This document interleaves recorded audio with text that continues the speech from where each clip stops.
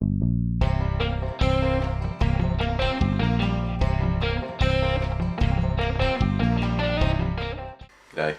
So one of the first videos I ever created was a accidental review on this knife here, which is the Elk Ridge Bushcraft.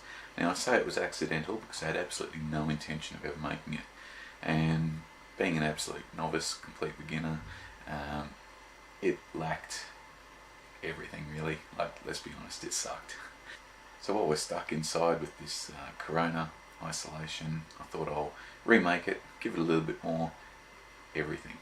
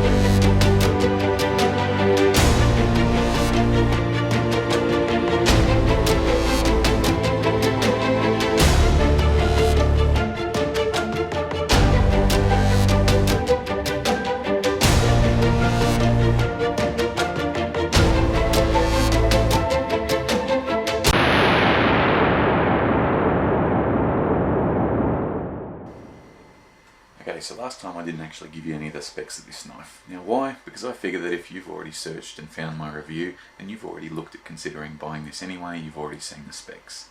For example, you know that this knife already has a 13.5cm stainless steel blade, or 5.3 inches. You also already know that the blade is 4.5mm thick, and you know that the entire length of the knife is 26.5cm. It's 10.5 inches.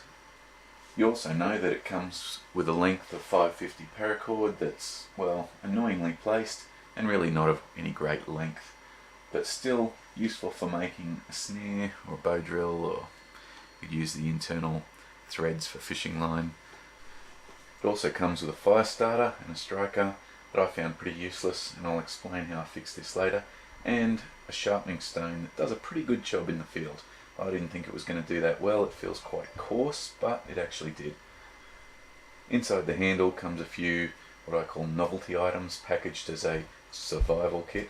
This consists of about 3 matches, needle and thread, but I guess if you're out and you get an annoying splinter in your hand or in your foot, you'll be glad that you do have a needle after all.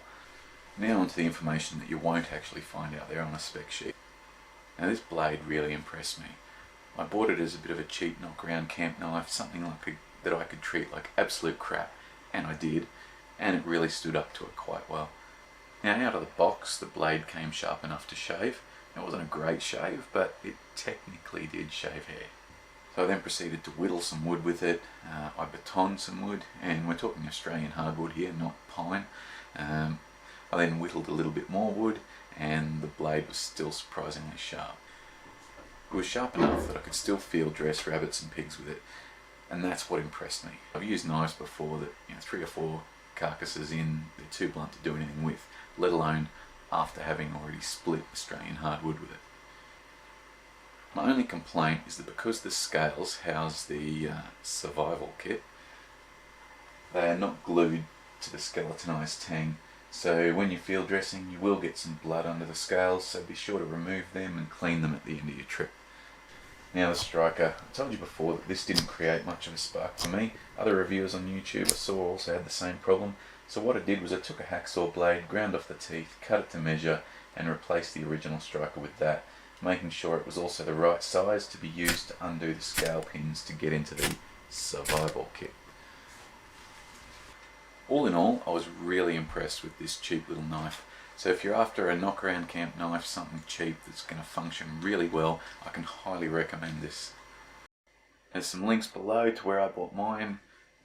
If you like my content, hit subscribe, hit like, hit the little bell notification so you get alerted of new videos, and hopefully we'll be back outside with some more adventures soon.